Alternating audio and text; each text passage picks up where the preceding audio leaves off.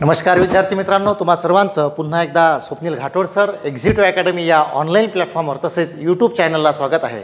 तर मित्रांनो, आजच संयुक्त पूर्वपरीक्षा 5 नोव्हेंबर 2022 ही पूर्वपरीक्षा आपली झालेली आहे, पेपर झालेला आहे. तर मित्रांनो, त्या परीक्षेच्या दृष्टिकोनातून संपूर्ण अंकगणित आणि बुद्धिमत्ता चाचणी या विषयाचं आणि या आलेल्या प्रश्नांचं विश्लेषण या व्हिडिओच्या माध्यमातून मी तुमच्यासमोर सादर करतो आहे. तर मित्रांनो, यूट्यूब चॅनलला एक्झिटिव्ह अकॅडमीच्या यूट्यूब चॅनलला सबस्क्राईब केलं नसेल तर आधी सबस्क्राईब करायचं आहे. आणि मित्रांनो, एक्झिटिव्ह अकॅडमीच्या ऑनलाईन ॲपसाठी किंवा ऑनलाईन कोर्सेससाठी एक्झिटिव्ह अकॅडमी हे ॲप तुम्हाला डाउनलोड करायचं आहे. तर मित्रांनो, कुठलाही वेळ न गमावता आज झालेली जी परीक्षा आहेत आपली संयुक्त पूर्व परीक्षा गट क या पेपरमधील आलेल्या बुद्धिमत्ता चाचणी आणि अंकगणित या विषयाचं विश्लेषण आपण या ठिकाणी करतो आहे. तर मित्रांनो, मी केवळच तुम्हाला उत्तरच नाही सांगणार तर या संपूर्ण 15ही क्वेश्चनचं ॲनालिसिससुद्धा तुम्हाला सांगतो आहेत. तर मित्रांनो, व्हिडिओ शेवटपर्यंत पहा आणि आज केवळ उत्तर नाही पाहायचं आहे तर एकूण एक प्रश्न हा कसा सोडवायचा असतो या संदर्भातली सुद्धा आपण माहिती घेतो आहे. चला बघा, पहिला प्रश्न आहे आपला. आता माझ्याकडे जो सेट आहे त्यानुसार मी पहिला प्रश्न घेतला. त्या ठिकाणचा प्रश्न वाचतोय बघा, काय म्हणतोय. नियमित अंतरावर दिव्याचे खांब असलेल्या, नियमितचा अर्थ होतो मित्रांनो समान, ते बदलणार आहेत का नाही, समान अंतर असेल बघा, असलेल्या रस्त्यावरून एक व्यक्ती चालली आहे. आता पहिल्या खांबापासून चौथ्या खांबापर्यंत पोहोचण्यास त्या व्यक्तीला 6 मिनिटे लागतात. तर याच गतीने म्हणजे स्पीड सारखा आहे तर सतत 20 मिनिटे जर ती व्यक्ती चालली तर ती कितव्या स्तंभापाशी पोहोचेल किंवा असेल असं त्याला म्हणायचं आहे. मग कसं सोडवायचं बघा, आपला आहे आता जसा पहिला खांब असेल, दुसरा आहे, तिसरा आहे, चौथा आहे, बरोबर ना. आता मित्रांनो, जेव्हा पहिल्या खांबापासून तो निघेल याला वेळ लागला का नाही, याला 0 मिनिट लागला, काहीच वेळ लागला नाही. परंतु जेव्हा इतर दुसरा, तिसरा, चौथा इथं जेव्हा तो पोचला तेव्हा त्याला 6 मिनिटं लागली. याचा अर्थ 2 मिनिट इथे, 2 मिनिट इथे आणि 2 मिनिट इथे, असे त्या व्यक्तीला 6 मिनिट लागले चौथ्या खांबावर पोचण्यासाठी. याचा अर्थ मित्रांनो, पहिला खांब घेतला का आपण नाही, कारण तो पहिल्या खांबापासून तो सुरुवात झाली. खऱ्या अर्थानं जे वेळेचं मोजमाप आहे किंवा वेळेचं काउंटिंग म्हणतो आपण त्याला, ते दुसऱ्या खांबापासून सुरू झालं. अशाला त्याला 6 मिनिटं लागली. आणि त्याचं म्हणणं काय बघा, 20 मिनिटे तो सतत चालला तर तो कितव्या खांबापाशी असेल. अर्थात मित्रांनो, या ठिकाणी लक्षात घ्यायचं आहे 20 मिनिटे चालला. आता 2 मिनिटं, 2 खांबामधलं अंतर कापायला 2 मिनिटं लागले, या 2 खांबामधलं अंतर कापायला 2 मिनिटं लागले, हे आपल्याला लक्षात आलं की नाही. मग साधारण 20 मिनिटाला जर आपण 2 भागलं तर आपल्याला 10 खांबे दिसून येतात, बरोबर आहे. म्हणजे 10 खांब किंवा 10 टप्पे आपण त्याला म्हणू शकतो, बरोबर आहे. मग म्हणजे याचा अर्थ हा पहिला खांब म्हणजे 20 भागेला 2 मिनिटात 1 खांब कव्हर करतो, असं तो 10 खांब कव्हर करेल. म्हणजे पहिल्यापासनं पुढे 10 म्हणजे अशा 11 खांब मित्रांनो तो कव्हर करेल. म्हणजे तो 20व्या मिनिटाला कितव्या खांबावर राहणार, 11व्या खांबावर राहणार. तर मित्रांनो, आपल्या या प्रश्नाचं उत्तर आहे पहिल्या 11व्या खांबावर तो असणार आहे. चला आपण जाऊया पुढच्या प्रश्नाकडे. चला बघा काय म्हणतोय, प्रश्न वाचूयात. अशोकने मोहनपेक्षा उंच उडी मारली परंतु त्याने चेतनपेक्षा उंच उडी मारली नाहीत. आता याच्यासाठी अकॅडमी, आता बघा इतका आजचा पेपर म्हणजे खूप बरा होता, सोपा होता असं म्हणायला हरकत नाही. कारण आज जेवढेही आपण या पेपरमध्ये पाहिलेलं मित्रांनो, अकॅडमीच्या सगळ्या पोरांना तो पेपर सोपा गेला आहे. म्हणजे गणित बुद्धिमत्ता चाचणीच्या तुलनेत जर विचार केला तर, कारण हे सगळा सिलेबस आपण घेतलेला होता आणि बरेचसे प्रश्न ही फक्त आकडे बदललेले आहे, ॲज इट इज झालेले आहेत. तर त्यानुसार आता हा जो प्रश्न आहे, आपण ह्या रिझनिंगमधला प्रश्न आहेत. आता इथे किती लोक दिलेत बघा, अशोक आहेत, आपण सगळे जे नावं मांडतोय त्या ठिकाणी अशोक आहे, बरोबर ना. नंतर कोण आहेत बघा, मोहन आहे, सगळे आपण नावं लिहून घेऊ या ठिकाणी, मोहन आहेत बघा. त्यानंतर कोण आहे त्या ठिकाणी, चेतन आहेत, बरोबर ना, चेतन आहेत. त्यानंतर अजून कोण आहे त्या ठिकाणी, नरेश आहेत, बरोबर ना. त्यानंतर आहे कृष्णा. याला ताड्याच्या खुणाचा वापर करूनही म्हणजे आपल्याला जसं आपण त्याला म्हणतो ग्राफच्या साहाय्याने सुद्धा दाखवता येतं. समजा असा एक ग्राफ मी या ठिकाणी मांडतो आहे, बरोबर ना, आडव्या रेषा. म्हणजे आपल्याला त्यांना उंच कोण उडी मारतो किंवा ठेंगणा कोणता म्हणजे लहान उडी कोण मारतो हे सगळं आपल्याला या ठिकाणी दिसून येईल, बरोबर ना. तर प्रश्नाचं वाचन नीट करायचं आहे बघा. पहिलं वाक्य काय, अशोकने मोहनपेक्षा उंच उडी मारली परंतु त्याने चेतनपेक्षा उंच उडी मारली नाहीत. आता अशोक हा मोहनपेक्षा उंच उडी मारतो, म्हणजे मोहन जर समजा लक्षात घ्यायचं एवढी उडी मारत असेल तर अशोक त्याच्यापेक्षा जास्त उडी मारली म्हणजे अशोक इथपर्यंत पोचला. या वाक्याचा किंवा अजून थोडं आपण वर नेऊ त्याला, म्हणजे अशोक इथपर्यंत पोचला असा त्याचा अर्थ झाला. परंतु त्याने चेतनपेक्षा उंच उडी मारली नाही म्हणजे चेतन हा अशोकपेक्षा सुद्धा उंच आहे. म्हणजे या ठिकाणी लक्षात घ्या. आणि पहिलं वाक्य आणि हे वाक्य लागलं की नाही लागलं बघा, अशोकने मोहनपेक्षा उंच उडी मारली परंतु चेतनपेक्षा नाही, म्हणजे चेतन त्याच्यापेक्षा उंच गेला, बरोबर ना. नरेशने कृष्णापेक्षा उंच उडी मारली, नरेशने कृष्णापेक्षा उंच उडी मारली, परंतु त्याने मोहनपेक्षा उडी मारली नाही. म्हणजे याचा अर्थ जो नरेश आहे हा कृष्णापेक्षा उंच उडी मारतो, परंतु त्याचं म्हणणं काय आहे, मोहन एवढी उडी मारली नाही. म्हणजे मोहन जर साधारण इथं आपण घेतला असेल तर हा नरेश जो आहे, नरेशने कृष्णापेक्षा उंच उडी मारली. म्हणजे कृष्णा जर आपण इथं घेतला तर कृष्णापेक्षा उंच उडी मारली, परंतु तो मोहनपेक्षा आहे का, नाही. मोहनला आपण या ठिकाणी सेंटरला आणून ठेवलं. म्हणजे मित्रांनो सर्वात जास्त कोणाची उंच उडी आहे, चेतनची. मग चला त्यांनी काय म्हटलंय बघा, त्यांच्या प्रश्नामध्ये म्हटलंय त्याने की तर उंच उडीचा उतरता क्रम लावायचा. आपल्याला कोणता क्रम, उतरता. म्हणजे चेतन सर्वात जास्त आहे बघा, त्याच्या खालोखाल कोण आहेत, अशोक आहे बघा, त्याच्या खालोखाल कोण येतं, मग मोहन येतं बघा, नंतर कोण आहे, नरेश, आणि नंतर आहे मित्रांनो कृष्णा. म्हणजे आपला जो सिक्वेन्स भेटला आपल्याला, चेतन, अशोक, मोहन, नरेश, कृष्णा. म्हणजे या प्रश्नाचं उत्तर आहे तिसऱ्या नंबरचं, जे की आपण या ठिकाणी सोडवलेलं आहे. चला आपण जाऊया पुढच्या प्रश्नाकडे. चला बघ पुढचा प्रश्न बघा काय असेल.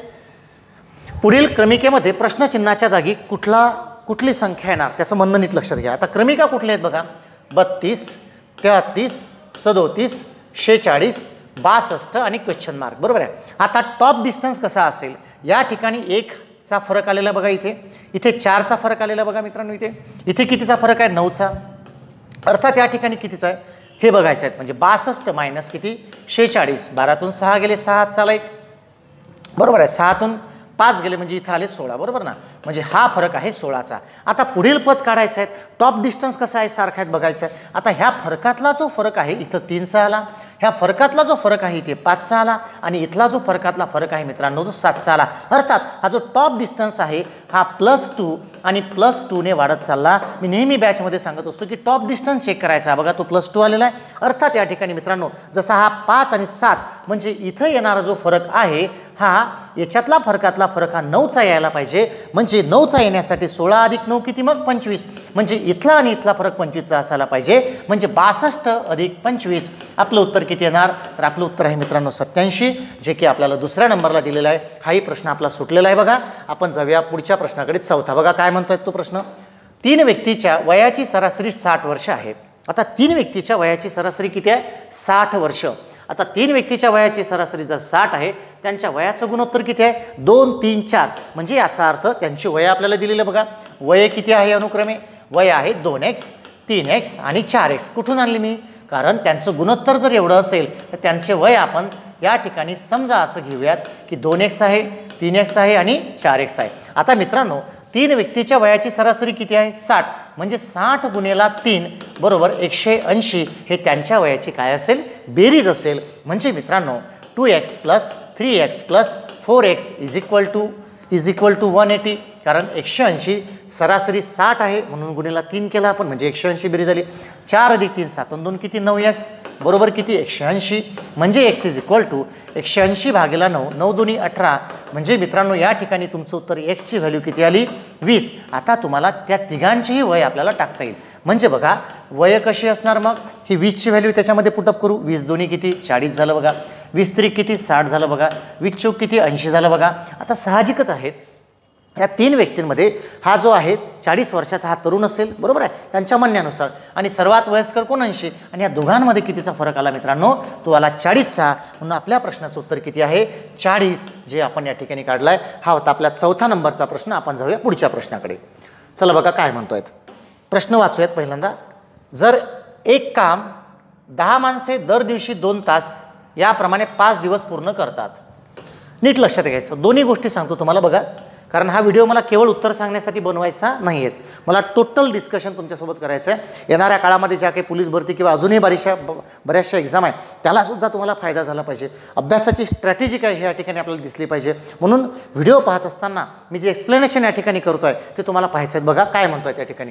10 माणसे आहेत, बरोबर आहे. 10 माणसे एक काम 2 म्हणजे 10 माणसे दर दिवशी 2 तास काम करते आणि जसं ते 5 दिवस पूर्ण करतात. म्हणजे 10 2 20 आणि 20 पंच 100 काम झालं, बरोबर आहे. या ठिकाणी किती काम झालं, 100. आता 100 कामाला आपल्याला काय म्हणतो तो बघा, 10 माणसे 2 तासाप्रमाणे 5 दिवस काम केलं. तेच काम 2 माणसे 5 तास रोज काम करून किती दिवसात करेल. म्हणजे याचा अर्थ 20 5 2 किती, 10. 10 ने याला भागलं किती आलं, म्हणजे 10 दिवस हे तुमचं उत्तर येतं 1. ह्या संकल्पनेतून आलं. दुसरं लक्षात घ्यायचं आहे बघा, चलन कसं मांडायचं. म्हणजे माणसं त्यानंतर तास आहेत, त्यानंतर आहे दिवस, बरोबर ना. उदाहरणामध्ये चलनसुद्धा आपल्याला ओळखता आलं पाहिजे. बघा कसं, 10 माणसे रोज 2 तास काम करतात तेव्हा त्याला 5 दिवस लागतात. तर तेच काम कसं आहे, तेच समान आहे, बदललं का नाही. 2 माणसे दिवसातून 5 तास म्हणजे 5 तास जर करत असतील तर त्यांना x दिवस लागेल. मित्रांनो, WT वगैरे जे फॉर्म्युले वापरतो आपण, WT जे काय असतील ते पटलं ना, कुठलाच फॉर्म्युला वापरायची गरज नाही जर तुम्हाला संकल्पना समजली तर. या ठिकाणी चलन कसं व्हेरीफाय करायचं बघा. ॲक्च्युली आपण ट्रिक्सने या ठिकाणी पाहिलेलंच आहे, बरोबर आहे. आता संकल्पना कशी, दिवसाची संख्या जर स्थिर असतील, कॉन्स्टंट आहेत, जर तुम्ही माणसं वाढविले तर तास कमी होतील कामाचे, म्हणजे या ठिकाणी व्यस्त चलन आहेत, बरोबर आहे. म्हणजे एका बाजूला आता तुम्ही तासाची संख्या स्थिर ठेवली, कॉन्स्टंट आहे तास, मग तुम्ही जास्त माणसं लावा, तुम्हाला काम करायला दिवस कमी लागतील, म्हणजे या दोघांमध्ये सुद्धा व्यस्त चलन आहेत, बरोबर आहेत. चलन व्हेरीफाय करायचं. चलनाचा एक व्हिडिओ मी टाकला आहे यूट्यूबला, बघाल तुम्ही तो. माणसांची संख्या स्थिर होती. आता असं समजू की 50 माणसं काम करायला दिले, तर काय होणार, जास्त दिवस जर ते काम करत असतील तर त्यांना कमी तास काम करावं लागेल, म्हणजे इथे सुद्धा व्यस्त चलन आहेत. म्हणजे एका राशीमध्ये वाढ झाली असता दुसऱ्या राशीमध्ये घट होत असेल, किंवा एका राशीमध्ये घट झाल्यास दुसऱ्या राशीत वाढ होत असेल तर उदाहरणार्थ व्यस्त चलन आहे. म्हणजे संपूर्ण उदाहरणच व्यस्त चलनाचं आहे. कसं आहे, संपूर्ण उदाहरण व्यस्त चलनाचे आहेत. आता संपूर्ण उदाहरण व्यस्त चलनाचे आहे म्हणून गुणाकार इज इक्वल टू गुणाकार, म्हणजे 10 गुणेला 2 गुणेला 5 इज इक्वल टू 2 गुणेला 5 गुणेला x, म्हणजेच मित्रांनो x इज इक्वल टू 10 गुणेला 2 गुणेला 5 अपॉन 2 गुणेला किती 5, 2 5 2 5 कट झाले, उत्तर आलं तुमचं 10. म्हणजे आपल्या सदर प्रश्नाचं उत्तर किती आहे मित्रांनो, तर 10 आहे. हा होता आपल्या 5व्या नंबरचा प्रश्न, जो की काळकामाच्या संदर्भात विचारला 3 राशींना घेऊन. ठीक आहे, आपण पुढचा प्रश्न बघूयात. चला बघा काय म्हणतोय प्रश्न, एकदम खास आहेत. पुढे 5 विधाने आणि नंतर 3 विधाने विशिष्ट क्रमाने एकत्र करून पर्याय जुळविले आहेत, बरोबर आहे. लक्षात घ्यायचं, वाचन फार महत्त्वाचं आहे. जेव्हा अशा टाईपचे प्रश्न येतात तेव्हा वाचावं लागतं. तार्किकदृष्ट्या यथार्थ युक्तिवाद निर्देशित करणारा पर्याय निवडायचा आहे. म्हणजे आपल्याला प्रॉपर डायरेक्शन असणारा पर्याय निवडायचा आहे. त्याचे 5 विधानं आहे, यांचा जो सिक्वेन्स या ठिकाणी लावून दिलेला आहे तुम्हाला, जसं BEC आहेत, CBE आहेत, CAD आहेत, BDA आहेत, यापैकी कोणतं बरोबर आहे याच्यासाठी त्यांनी सूचक विधानसुद्धा केलेलं आहे. त्याला सूचक विधान असं म्हणतात. युक्तिवाद यथार्थ ठरवण्यासाठी जुळणीतील तिसरे विधान, हे लक्षात घ्यायचं, तिसरे विधान त्या आधीच्या 2 विधानावर आधारित निष्कर्ष विधान असायला हवे. याचा अर्थ 1 2 3 हे जे तिसरं विधान आहेत हे विधान आधीच्या 2 विधानावर अवलंबून असायला पाहिजे, असं त्याचं म्हणणं आहे. मग आपण इथे टाइमपास करायचा नाही, कारण प्रश्न एका मार्काला आलेला बघा. आणि जेव्हा रिझनिंगमध्ये प्रश्न एका मार्काला येतो तेव्हा त्याला टाइमपास नाही करायचं, टू द पॉईंट त्याला कंटेंटला पकडायचं. म्हणजे प्रश्न काय म्हणतं बघा, हे तर समजलं. मग आता डायरेक्ट ऑप्शनला यायचं. पहिलं ऑप्शन लागू होतं का, BEC म्हणतोय. आता B म्हणजे B पहिलं आहे, बरोबर आहे. त्याचं म्हणणं काय बघा, तिसरं विधान त्याच्या आधीच्या 2 विधानावर अवलंबून असलं पाहिजे. मग आता तिसरं विधान C आहे. आपण B नंबरचं वाचू बघा. वाहनांची वाहतूक कार्बन डायऑक्साईड व अन्य हरितगृह वायूचा उत्सर्ग करते, बरोबर आहे. तसं बरोबर आहे सगळेच, पण आपल्याला सिक्वेन्स जुळता आला पाहिजे. दुसरं E बघा, वाहनांची वाहतूक पर्यावरणासाठी हानिकारक आहेत, हे पण बरोबर आहेत. C बघा, C आहे कार्बन डायऑक्साईड व हरितगृह वायू पर्यावरणासाठी हानिकारक आहे. मित्रांनो आता बघा, वाहनांची वाहतूक कार्बन डायऑक्साईड व अन्य हरितगृह वायूचा उत्सर्ग करते, म्हणजे वाहनांची जी वाहतूक आहे हे या गोष्टी निसर्गाला प्रदान करतात, म्हणजे हानिकारकच आहे. आणि C नंबरचं वाक्य म्हणतोय कार्बन डायऑक्साईड आणि हरितगृह वायू पर्यावरणासाठी हानिकारक आहेत, बरोबर आहे. कुठंतरी काय होतं, हे C नंबरचं जे विधान आहेत ह्या दोघांवर अवलंबून आहे असं निष्पन्न होत नाही, कारण दोन्ही याचा अर्थ सारखाच आहे. आणि वाहनांची वाहतूक पर्यावरणासाठी हानिकारक आहे, या ठिकाणी मात्र हे जे 2 दिसत आहेत हे तिसरं म्हणजे E नंबरचं ॲक्च्युली हे आपल्याला शेवटी पाहिजे होतं असं वाटतं, म्हणून पहिलं विधान या ठिकाणी चुकलं. आता दुसरं बघा काय म्हणतंय, दुसरं C नंबरचा पर्याय पहिला दिला त्यांनी, B नंबरला दुसरा आहे आणि E नंबरला तिसरा आहे. बघू C नंबरचं वाक्य काय आहेत बघा, आपण आता चेक करू याला, बरोबर ना. चला C नंबरला काय म्हटलं, कार्बन डायऑक्साईड व हरितगृह वायू पर्यावरणासाठी हानिकारक आहेत. अगदी बरोबर आहेत. कार्बन डायऑक्साईड असेल किंवा हरितगृह वायू हे पर्यावरणासाठी हानिकारक आहे, म्हणजे C नंबरचं ऑप्शन हे म्हणतोय. मग B नंबरचं ऑप्शन त्याच्यानंतर येतं का पाहायचं. B म्हणतं वाहनांची वाहतूक कार्बन डायऑक्साईड आणि अन्य हरितगृह वायूचा उत्सर्ग करते. वाहनांची वाहतूक कार्बन डायऑक्साईड व अन्य हरितगृह वायूंचा उत्सर्ग करते, हे कोण म्हणतोय, B नंबरचं. म्हणजे C नंबरचं आहे या ठिकाणी हानिकारक असते, हे बरोबर आहे.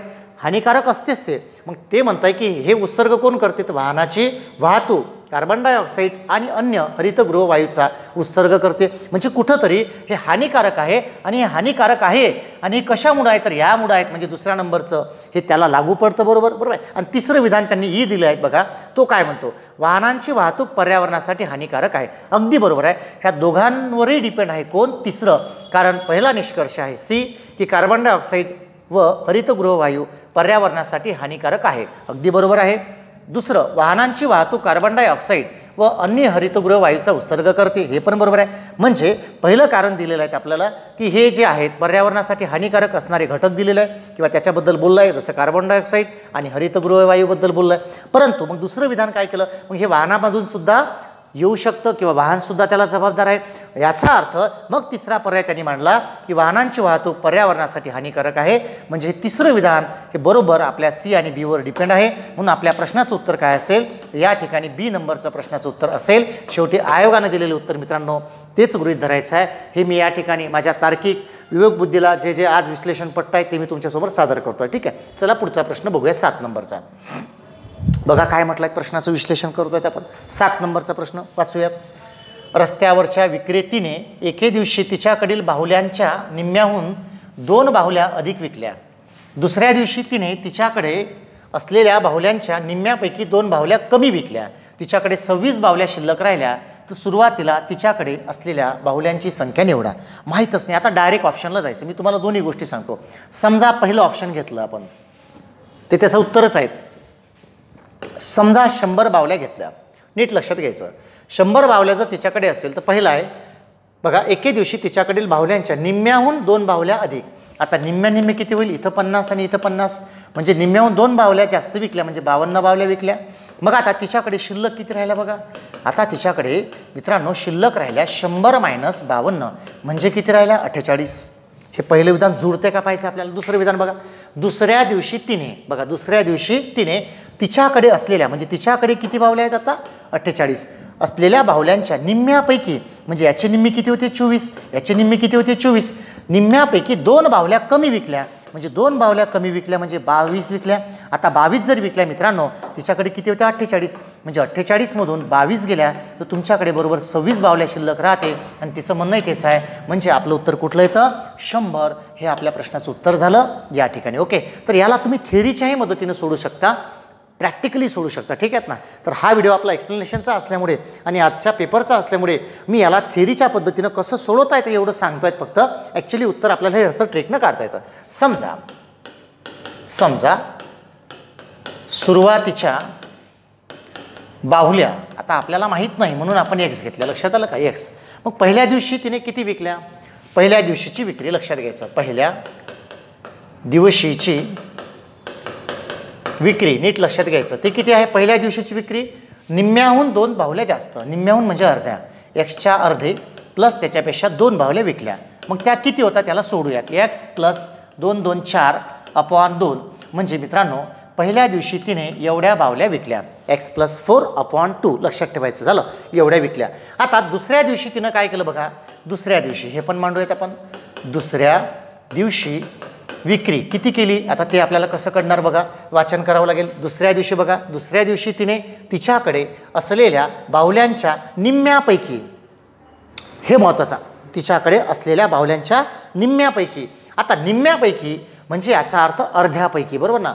निम्म्यापैकी 2 बाहुल्या कमी विकल्या, निम्म्यापैकी 2 बाहुल्या कमी विकल्या. पण तिचं म्हणणं काय बघा, तिच्याकडे असलेल्या बाहुल्यांच्या, आता तिच्याकडे असलेल्या बाहुल्या किती आहे, एक्स प्लस 4 अपॉन 2 एवढ्या बाहुल्या. सॉरी, आपल्याला शिल्लक काढावं लागेल ना, 1 सेकंड इथं शिल्लक काढावं लागेल. म्हणजे जस्ट अ मिनिट, या ठिकाणी आपल्याला शिल्लक बाहुल्या काढावं लागेल. आता शिल्लक बाहुल्या किती आहे तिच्याकडे बघा, शिल्लक बाहुल्या होत्या किती तिच्याकडे एक्स, त्याच्यातून तिने एक्स प्लस 4 अपॉन 2 एवढ्या विकल्या, बरोबर ना. आता याची बेरीज करू आपण, वजाबाकी करू. 2x मायनस एक्स, बघा लक्ष द्यायचं, इथंच घेतोय त्याला. 2 × x 2x minus x plus 4 upon 2 म्हणजे 2x minus x minus 4 upon 2, म्हणजे 2x मधून x गेला, x मायनस 4 अपॉन 2 एवढ्या बाहुल्या तिच्याकडे शिल्लक राहिलेल्या आहेत. लक्षात घ्यायचं, ह्या काय राहिलेल्या आहे शिल्लक. आता ह्या शिल्लक बाहुल्यांच्या लक्षात घ्यायचं, म्हणून शिल्लक बाहुल्यांच्या निम्म्यापैकी लक्षात घ्यायचं, काय म्हटलं त्यांनी, निम्म्यापैकी दोन बाहुल्या कमी. आता निम्म्यापैकी दोन बाहुल्या कमी याचा अर्थ काय, x - 4/2 याच्या निम्म्यापैकी म्हणजे भागेला 2 आणि त्याच्यापेक्षा -2. फक्त समीकरण तुम्हाला सोडवायचं पेपरला यानेच, मी जस्ट एक इन्फॉर्मेशन म्हणून मांडतोय की याने सुद्धा आपल्याला काहीच माहीत नाही, पटलं ना. म्हणजे x - 4/2 गुणेला 1/2 -2 म्हणजे x - 4/4 -4. याला सोडवलं तर कसं होईल बघा, 4 दुनी 8 म्हणजे x - 4 -8/4 म्हणजे याला सोडवलं तर कसं होईल, x - 12/4. आता मित्रांनो तुम्हाला काय करायचं असेल बघा, एवढ्या बावल्या तिने दुसऱ्या दिवशी विकल्या, एवढ्या बावल्या तिने पहिल्या दिवशी विकल्या, बरोबर आहे, आणि तिच्याकडे 26 बावल्या शिल्लक राहिल्या. म्हणजे आपल्याला समीकरण जर मांडायचं झालं तर एकदा प्रश्न बघून घ्या काय म्हणतोय, तर तो आपल्या 26 बावल्या त्याने कशा पद्धतीनं आपल्या राहू शकतात हे आपल्याला या ठिकाणी मांडायचं आहे, लक्षात घ्यायचं. चला बघा कसं असेल, तर सिंपल होत्या किती, x बावल्या, नीट लक्षात घ्यायचं, x बावल्या, बरोबर आहे. त्यामधून पहिल्या दिवशी विकल्या तिने किती बघा, पहिल्या दिवशी किती विकल्या, x + 4/2. बघा पहिल्या दिवशी विकल्या x + 4/2 प्लस का, कारण दुसऱ्या दिवशी किती विकल्या, x - 12/4 आणि आता तिच्याकडे 26 बावल्या शिल्लक राहिल्या. मी आधी सांगितलं हा व्हिडिओ केवळ मी उत्तरं सोडविण्याच्या किंवा देण्याच्या हिशोबानं बनवलेला नाही. दोन्ही अँगल आपल्याला माहीत पाहिजे परीक्षेमध्ये. जर तुम्हाला ट्रिक्स माहीत असेल ते पण माहीत पाहिजे, जर प्रश्नाची मांडणी करून सोडवायचं काम पडलं तेही आलं पाहिजे. मी काय केलं बघा, पहिल्यापासून सांगतो, या ठिकाणी x बावल्या घेतल्या, त्याच्या निम्म्या बावल्यापेक्षा 2 बावल्या जास्त विकल्या म्हणून हे काढलं. मग तिच्याकडे उरल्या किती आता, तर तिच्याकडे एकूण बावल्यातून ह्या खर्च झाल्या एवढ्या, म्हणून तिच्याकडे एवढ्या उरल्या, आपण प्लस मायनस केलं कॅल्क्युलेशन. ओके, आता त्याचं म्हणणं जे आहे, दुसरं वाक्य जे होतं आपलं, दुसऱ्या दिवशी ज्या बावल्या विकल्या शिल्लकच्या, म्हणजे ज्या बावल्या तिच्याकडे आहे त्याच्या अर्ध्यापेक्षा 2 कमी विकल्या, म्हणजे ते दाखवलं आपण, त्यालाही कॅल्क्युलेशन इथं आणलं. म्हणजे ह्या 2 दिवसाच्या विक्री जर आपण पूर्ण बावल्यातून मायनस केल्या तर आपल्याकडे 26 बावल्या राहिल्या. याला सोडूयात बघा आपण, याचा लसावी येतो 4, बेदुनी 4 म्हणून 2x म्हणजे इथं येणार 8. ओके, डायरेक्ट घेऊयात आपण +x आणि इथं -12 कारण लसावी 4 घेतलाच आहे. ओके, इज इक्वल टू किती 26 बघा, म्हणजे x - 2x आणि हे किती मित्रांनो, तर इथे झाले तुमचे 3x आणि 12 मधून 8 गेले तर इथं राहतात -4/4 बरोबर किती 26. चला बघा याला सोडवायचं आहे, म्हणजे 4 एकच किती 4x झाले, वजा 3x आणि वजा अधिक वजा अधिक, नीट लक्षात घ्यायचं. परत बघा 4 4 4x वजा हे 3x झाले, वजा अधिक किती 4/4 बरोबर 26 झाले बघा. म्हणजे 4x मधून 3x गेले मित्रांनो, x राहिले, बरोबर आहे. आणि या ठिकाणी 4x मधून 3x गेले, किती राहिले, या ठिकाणी राहिले x आणि हा +4 जसाच्या तसा इज इक्वल टू 26 गुणिला 4 किती 104 आणि x इज इक्वल टू मित्रांनो 104 - 4 बरोबर 100. म्हणजे तुमच्या प्रश्नाचं उत्तर 100 निघालं. मला माहीत आहे आजचा हा जो व्हिडिओ आहे हा खऱ्या अर्थानं पेपरचा असल्यामुळं एवढा वेळ तुमच्याकडे नाही आहेत, परंतु मित्रांनो येणाऱ्या काळामध्ये बऱ्याचशा परीक्षा असतात, तेव्हा हा व्हिडिओ तुम्हाला याच्यासाठी दिलेला आहे की तुम्हाला मांडणी पण समजली पाहिजे. म्हणजे मी ट्रिक्सनं पण याला सोडवलेलं आहे, डायरेक्ट ऑप्शनला आहे, फाईलवर घेतला आहे आणि डायरेक्ट थिअरी पण घेतलेली आहे, बरोबर आहे. म्हणजे आपल्याला दोन्ही पर्याय पाहिजे असते. ओके, तर आपण जाऊया पुढच्या प्रश्नाकडे. 8वा बघा काय म्हणतोय, प्रश्न फार मोठा दिसतोय आपल्याला नाही का.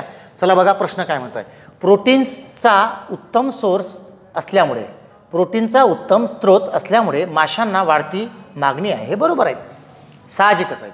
त्यामुळे आज जगातील जवळपास 70% सागरी साठ्यात गैरवाजवी मासेमारी केली जाते. हे वाक्य फार महत्त्वाचं आहे. गैरवाजवी म्हटलेलं आहे म्हणजे विनाकारण त्याला परमिशन नसेल किंवा अशा पद्धतीनं.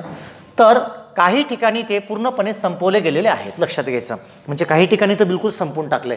मानवी वापरासाठी मत्स्योत्पादन करण्यासाठी जलशेतीचे प्रमाण सातत्याने व्यापक होत आहे, हे पण बरोबर आहे. आता त्याचा क्रेज वाढत आहे, बरोबर ना. पण यात मत्स्य शेतीशी संबंधित पाणी प्रदूषण आणि लागून असलेल्या नैसर्गिक माशांना समूहात आजारांचा प्रादुर्भाव पसरवणाऱ्या पर्यावरण जोखमीचेही व्यवस्थापन करणे गरजेचे आहे. इथून तर ह्या वाक्याचा अर्थ काय हे लक्षात घ्यायचं. या वाक्याचा अर्थ असा आहे, जे काही प्रदूषण आहेत, पर्यावरणाला प्रादुर्भाव पोचतो, ही जोखीम आहेत आणि ही जोखीमसुद्धा आपल्यासमोर आहेत आणि ह्या जोखीम टाळण्यासाठी याचंही व्यवस्थापन करणं गरजेचं आहे, असा त्याचा एकूण सार आहे बघा. यासाठी जलशेती क्षेत्राने मत्स्य प्रजाती विशेषतः कुपासारख्या भक्षक माशांच्या परिणामकारक आणि पर्यावरण स्नेही पद्धतीने विकसित केली पाहिजे. आता हे शब्दही फार महत्त्वाचा आहे. पर्यावरण स्नेही पद्धतीने विकसित केले पाहिजे म्हणजे तुम्हाला विरोधही नाही करता येत फार मोठा, बरोबर ना. तुम्हाला याचे भान ठेवणं गरजेचं आहे म्हणजे सगळ्या गोष्टींचा. सागरी वन्य पकडीचे मासे खायला घालून पोसलेल्या कुपासारखे मासे खाण्याचे धनवान लोकांना वेड लागले असते, हेही बरोबर आहे. त्याचं म्हणणं बघा, सागरी वन्य पकडीचे मासे खायला घालून, सागरी वन्य पकडीचे मासे खायला घालून, वाक्य लक्षात घ्या, पोसलेल्या कुपासारखे मासे खाण्याचे धनवान लोकांना वेड लागले आणि याचा सागरावर ताण येतो. मुद्दा लक्षात आला. सागरावर काय येतो? ताण येतो. हे वाक्य लक्षात घ्यायचं. इथं मी त्याला मार्क करतो येलोने. ओके, सागरावर ताण येतो हे वाक्य महत्त्वाचं आहे म्हणजे हे आपल्याला नको आहे. पुढे दिलेल्या विधानांवरून परिच्छेदास सर्वात उचित निष्कर्ष निवडायचा आहे. मित्रांनो, पर्यावरण समस्या टाळण्यासाठी दीर्घकाळासाठी लोकांना पूर्ण शाकाहारी आहार सवयीचा करून घ्यायला प्रोत्साहित केले पाहिजे. सपशेल राहून कोणी ऐकणार आहे का तुमचं? कोणीच नाही. तुम्ही लोकांना 1000 वेळा सांगा की बाबा शाकाहारी बना, मांसाहार करू नका, तुमचं कोणी ऐकणार नाहीत. त्याच्यामुळं पहिलं विधान आपल्या हाताचं नाहीत, बरोबर ना. दुसरं काय आहे बघा, जोपर्यंत अन्य माशांना जोपासणारी पर्यावरण स्नेही यंत्रणा रचली जात नाही तोपर्यंत भक्षक माशांच्या जलशेतीवर प्रतिबंध घातला पाहिजे. हेही तुम्हाला शक्य नाही. मी आधीच म्हटलं तुम्हाला विरोध नाही करता येणार. तुम्हाला सकारात्मक पाऊल उचलला पाहिजे ज्यामधून लोकांचाही विचार होईल, वन्यशेतीचाही म्हणजे मत्स्यशेतीचाही विचार होईल, सागरी किनाऱ्यावरचा जो किंवा सागरावर येणारा ताणसुद्धा वाचवता येईल. असा एक पर्याय निवडायचा आहे आपल्याला, सुवर्णमध्ये साधायचा आहे. म्हणून दुसरं विधान या ठिकाणी चुकीचं ठरतं बघा. तिसरं, सागरावर येणारा ताण टाळण्यासाठी, हे महत्त्वाचं आहे बघा, टाळण्यासाठी लोकांना तळ्यात व नद्यात राहणारे गोड्या पाण्यातील मासे खायला प्रोत्साहित दिले पाहिजे. हे कुठंतरी मित्रांनो शक्य आहे, कारण आपल्या भारतामध्ये जरी पाहिलं किंवा कुठेही पाहिलं जगामध्ये कुठं ना कुठं तळे, तलाव, बरोबर आहे, नद्या मोठमोठ्या असतातच. मग हे गोडं पाणी जे आहे, विहिरी आहे किंवा मोठमोठे शेततळे आहे किंवा अजून तलाव असतील, धरणं असतील किंवा जिथे जिथे गोड्या पाण्याचे साठवे आहेत, अशा ठिकाणचे मासे खाण्याला जर प्रोत्साहन दिलं आपण तर त्याचं म्हणणं तेच आहे, सर्वात उचित निष्कर्ष निवडा. म्हणजे हा जो वरचा ताण आहे आपल्याला या ठिकाणी वाचविता येतो. कुठंतरी ह्या वाक्यामध्ये पॉझिटिव्ह म्हणजे दडलेलं आहेत म्हणून हे वाक्य आपलं 3ऱ्या नंबरचं बरोबर आहे असं मला वाटतं. शेवटी MPSC काय उत्तर देते हे सर्वात फायनल असेल, हा माझा अंदाज आहे, हा माझा निष्कर्ष आहे. ओके, सो फ्रेंड्स, 4थ्या नंबरचं जे आहे अर्थातच ते रॉंग आहेत. ओके, हा होता 8व्या नंबरचा प्रश्न. पुढे जाऊयात आपण. बघा काय म्हटलं, काही व्यक्ती बाकावर बसले आहेत. लक्षात घ्यायचं, प्रश्नाची मांडणी एकदम परफेक्ट असली पाहिजे तुमची. माझ्याकडे जो सेट, ॲक्च्युली मी सेटचं तुम्हाला नाव सांगायला विसरलो. मला असं वाटतं माझ्याकडे जो सेट आहे हा B सेट आहे, बरोबर आहे, आणि त्यानुसार मी हे सांगतो आहे सगळं. बघा हा प्रश्न काय म्हणतो, नीट लक्षात घ्यायचं. बघा, काही व्यक्ती बाकावर बसल्या आहेत. ही व्यक्ती ANच्या शेजारी आहेत. लक्षात घ्यायचं, एकूण एक सूचना जी आहे ही तुम्हाला वाचायची आहेत. ही व्यक्ती ANच्या शेजारी बसलेली आहेत. आता AN मी इथे घेतलेलं आहे बघा. AN, एक सेकंद, ANच्या शेजारी कोण बसला आहे? V. आता तो इकडे असू शकतो पण मी इथं मांडला त्याला. S ही व्यक्ती Gच्या शेजारी आहे. आता S ही व्यक्ती Gच्या शेजारी आहेत. आता S ही व्यक्ती Gच्या शेजारी आहे असे मांडले, ती पण इथं मांडली आहे बघा. G ही व्यक्ती AJच्या बरोबर नाहीत. आता G ही व्यक्ती AJच्या बरोबर नाही म्हणजे AJ हा इकडे असायला पाहिजे, बरोबर आहे, कारण ते बरोबर नाही. AJ बाकाच्या डाव्या टोकाला, बघा त्यानंच म्हटलं आहे, AJ बाकाच्या डाव्या टोकाला बसलेले आहेत. ओके, आपले डायवाजो. S बाकाच्या उजव्या टोकाकडून दुसऱ्या स्थानावर आहे म्हणजे S हा दुसऱ्या स्थानावर आहे. हेही वाक्य आपलं बरोबर जुळलं, बरोबर आहे. तिसरं बघा पुढचं, V ही व्यक्ती ANच्या उजवीकडे आणि AJच्या उजवीकडे आहे. V ही व्यक्ती AJ आणि AN AJच्या उजवीकडे आहे तसंच ANच्या उजवीकडे आहे, ANच्या उजवीकडे आहे आणि AJच्याही उजवीकडे आहे. हे पण जोडलं. V आणि S सोबतीने बसल्या आहेत. हे वाक्य बघा मी या ठिकाणी ग्रीन न करतोय बघा. V आणि S ह्या सोबतीने बसलेल्या आहेत. V आणि S सोबतीने बसलेले आहे बघा मित्रांनो, ते पण दिसलं. आता पुढचं बघा, जर G आणि V, हे वाक्य फार महत्त्वाचं आहे, जर G आणि V यांची जागांची अदलाबदल केली म्हणजे V इथं आला आणि G इथं आला म्हणजे या ठिकाणी आला बघा. V तिथे गेला, G इथे आला, अदलाबदल केली तर या माहितीच्या संदर्भात दिलेल्या विधानांपैकी सत्य नसलेली, हे वाचतच नाही आपण बरोबर, इतकं घाईघाईत आपण पेपर सोडवतो ना, आपल्याला सत्य विधान शोधायची घाई असते. सत्य नसलेली विधानं म्हटलेलं आहे त्याने लक्षात घ्यायचं, सत्य नसलेली. आता बघा खालून वर जातो मी. ए एन दोनापैकी एक टोकापासून दुसऱ्या स्थानी आहे. ए एन दोनापैकी एका टोकापासून दुसऱ्या स्थानावर आहे. दुसऱ्या दोन टोकं आहेत, कुठल्या तरी एका टोकाच्या दुसऱ्या बाजूला आहे. अर्थात हेही बरोबर आहे बघा. ओके, बरोबर आहे. व्ही टोकाच्या स्थानावर आहेत, अर्थात व्ही ट्रान्सफर झाला, तेही बरोबर आहेत, म्हणजे तेही वाक्य जोडलं. जी मधल्या स्थानावर आहे, जी पण मधल्या स्थानावर, कारण जागा बदलल्या, तेही पण बरोबर आहे, म्हणजे तिसरे बरोबर आहे. आता पुढचं तो जो म्हणतो आहे बघा, जो मी ब्ल्यू कलरचा वापर करतो या ठिकाणी, तो काय, त्यांची तोंडे कोणत्या दिशेला आहेत हे माहीत नसल्याने त्यांची स्थाने निश्चित करता येणार नाही. हे चुकलं आहे, कारण आपलं सगळं बरोबर जुळलं मित्रांनो, आपल्याला उत्तर भेटली. म्हणून याचं उत्तर येणार तुमचं 1 नंबरचं, जे आपण या ठिकाणी काढलं आहे. मी बाजूला होतो, एकदा प्रश्न बघून घ्या आणि काय म्हटलं या ठिकाणी ह्याचं पण आकलन चांगलं झालं पाहिजे. ओके, चला पुढे जाऊयात आपण पटापट. 10 नंबरचा प्रश्न काय म्हणतो बघा. चला घ्या वाचूयात. चला, उपलब्ध असलेल्या विदेतून एका शहरातील रस्त्यावरील विविध वर्गवारीच्या वाहनांच्या परिणामी झालेल्या प्रदूषणाचे प्रमाण पुढील प्रमाणे उघड झाले आहेत. अच्छा, ते आपल्याला एवढं वाचत बसायचं नाही, कारण एकच मार्क आहेत. खाजगी 4 चाकी गाड्या सर्वात जास्त प्रदूषण करतात. इट्स ओके, एकच ठरलं नसतं, लॉजिकली विचार करायचे आहेत. चला डोकं चालवायचं आहेत आपल्याला. खाजगी 4 चाकी गाड्या सर्वात जास्त प्रदूषण करतात. त्या खालोखाल बस, ट्रक आणि शेवटी 2 चाकी वाहने प्रदूषण करतात. मित्रांनो, त्या खालोखाल म्हटलं आहे, याचा अर्थ असा नाही म्हटलं त्याने की हेच जास्त करते, जस्ट करतात, बरोबर ना, हे सर्वात जास्त करतात. पुढे पर्यायातून वरील विधेच्या आधारे काढता येणारी निष्कर्ष निवडा. आपण प्रश्न वाचायचा आपला, निष्कर्ष निवडा म्हणतो ना, बस झालं. हे लक्षात घ्यायचं की त्याला काय पाहिजे, पटलं ना. आता पहिलं विधान वाचतो मी. पहिलं आहेत बघा, शहराच्या, हे विधान दिले बरं, हे तुमचे विधान आहेत, निष्कर्ष आहेत, आणि आपलं बरोबर कोणते आहे ह्याच्यातलं हे पाहायचं आहे. पहिलं आहे, शहराच्या रस्त्यावर धावणाऱ्या दुचाकी वाहनांची संख्या 4 चाकी वाहनांच्या संख्येपेक्षा कमी आहे. रॉंग, असं म्हटलंच नाही त्याने. मग तुम्ही म्हणणार सर याचं 4 चाकी गाड्या सर्वात जास्त प्रदूषण करतात म्हटलं, संख्या त्याची जास्त आहे कमी असं म्हटलं का नाही, म्हणजे टोटली रॉंग आहे पहिलं.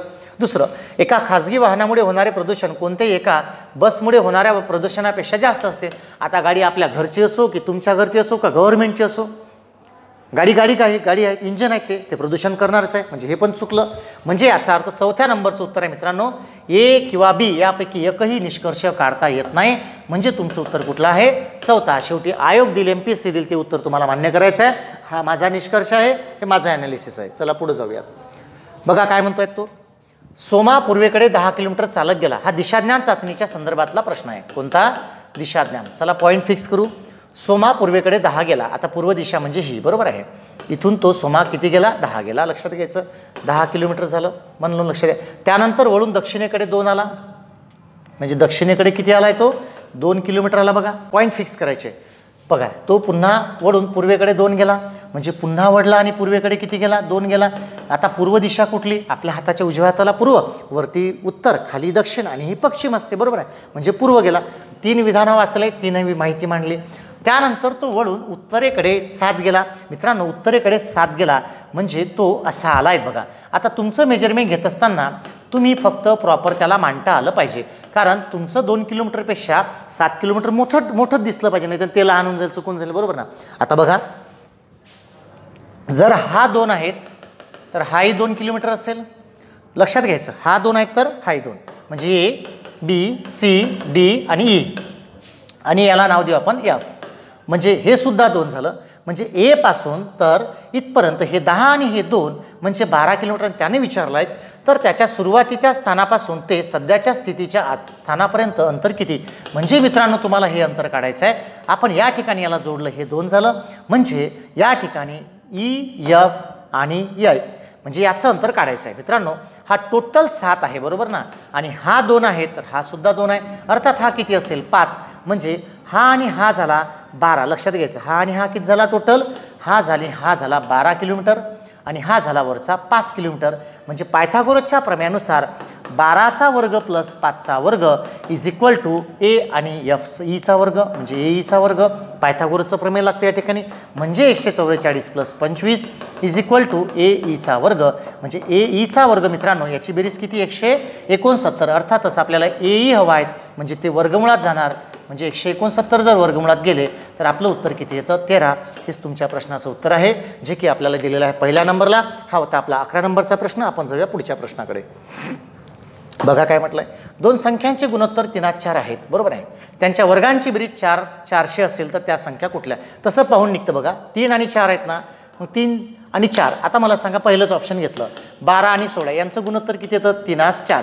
आता 3/4 आलंच की नाही, म्हणजे आपलं पर्याय इथंच ठरला, कारण याचं गुणोत्तर किती येतं मग 3 त्रिक 9 3 चौक 12, बरोबर आहे. इथे सुद्धा आलं, म्हणजे पर्यायावर जाऊन फायदा नाही. चला आपण डायरेक्ट गुणोत्तर घेऊ. संख्यांचं गुणोत्तर किती आहे, 3/4. गुणोत्तर आहे 3/4, म्हणून संख्या बरोबर 3x व 4x. आणि उदाहरण काय म्हणतं बघा, दोघांच्या वर्गांची बेरीज दिली आहेत आपल्याला, म्हणजे 3x वर्ग, परंतु 3x आहे म्हणून कंसात टाकावं लागेल, प्लस 4x वर्ग इज इक्वल टू मित्रांनो 400. आता 3 वर्ग 9, x वर्ग जसाच्या तसा, 4 वर्ग 16, x वर्ग जसाच्या तसा इज इक्वल टू 400. आता 9 आणि 16 किती, तर 9 आणि 16 होते 25, x वर्ग इज इक्वल टू 400. म्हणजे x वर्ग इज इक्वल टू 400 भागेला हे 25. तर अर्थात मित्रांनो इथं 16 येते, म्हणजे x ची व्हॅल्यू आली तुमची 4, कारण तो वर्गमुळात गेला. मी थोडं फास्ट घेतलं बघा. x वर्ग इज इक्वल टू 16, म्हणजे x इज इक्वल टू किती आले 4. अर्थातच आपल्याला त्या संख्या काढायच्या आहेत. मग त्या संख्या किती घेतल्या आपण, 3x आणि 4x. अर्थात 4 त्रिक किती 12 आणि 4 चौक किती 16. म्हणजे आपल्या प्रश्नाचं उत्तर निघालं पहिल्या नंबरचं. हे होतं 12व्या क्रमांकाचं प्रश्नाचं उत्तर. आपण जाऊया पुढच्या प्रश्नाचं. बघा काय म्हटलंय, नेहाचा पगार अगोदर 10% कमी केला व नंतर तेजीमुळे तो 30% वाढविला, तर मूळच्या पगारात किती टक्के वाढ झाली. मूळचा पगार माहीत नाही बघा. समजा मूळ पगार बरोबर किती घेतला, 100, बरोबर आहे. आता 10% कमी केला, 10% कमी केल्यानंतर, आता 10% कमी केल्यानंतर तो कितीवर येणार, 90 होणार. साहजिकच आहे, किती होणार, 90 होणार. डायरेक्ट 100 घ्यायचे आहेत, झाला 90. आता तेजी वाढली, महागाई वाढली, बरोबर आहे. मग 30% पगार अजून वाढला, बरोबर आहे. म्हणून 30% पुन्हा वाढ झाली. आता 30% पुन्हा वाढ कशी होणार, 90चे 30% काढायचे तुम्हाला, बरोबर आहे. 0 0 0 कट झाले, म्हणजे किती 27. म्हणून नवीन पगार किती होणार बघा, नवीन पगार बरोबर तिचा कितीवर पोचला होता, 90वर. आता 27 रुपये ॲड झाले, म्हणजे किती या ठिकाणी होणार 117 रुपये. आता तुमचा मूळ पगार किती होता, 100, आता किती झाला 117. म्हणजे तुमचा कितीनं वाढला, 17ने वाढला. कितीने वाढला, 17ने वाढला. म्हणजे तेच विचारला त्याने, आपली टक्केवारी 17% वाढली असं म्हणायला हरकत नाही. तर 13चं उत्तर आहे मित्रांनो पहिलं. या ठिकाणी हा सुद्धा बरोबर आहे. चला 14व्या नंबरचा प्रश्न बघा काय म्हणताय. जर एक रक्कम दरसाल दर शेकडा 10 दराने 2 वर्षासाठी ठेवली, एक रक्कम माहीत नाही. समजा प्रिन्सिपल अमाऊंट घेतलं 100, 10% दर आहे म्हणून इथलाच रेट ऑफ इंटरेस्ट घेतला 10% आणि कालावधी घेतलं 2 वर्ष. लक्षात घ्यायचं, बरोबर आहे, कारण माहीतच नाही आपल्याला.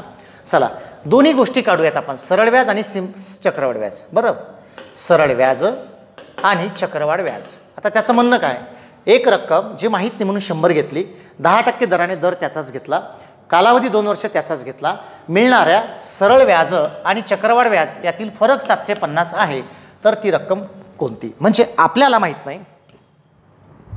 मग आपण आपले 100 घेतले, मग आपल्या 100नुसार त्याचे 10% दर, त्याचे 2 वर्ष कालावधी, आपलं सरळ व्याज काढा. Simple interest is equal to principal into R into N upon 100. म्हणजेच 100 गुणेला 10 गुणेला 2 भागेला किती 100.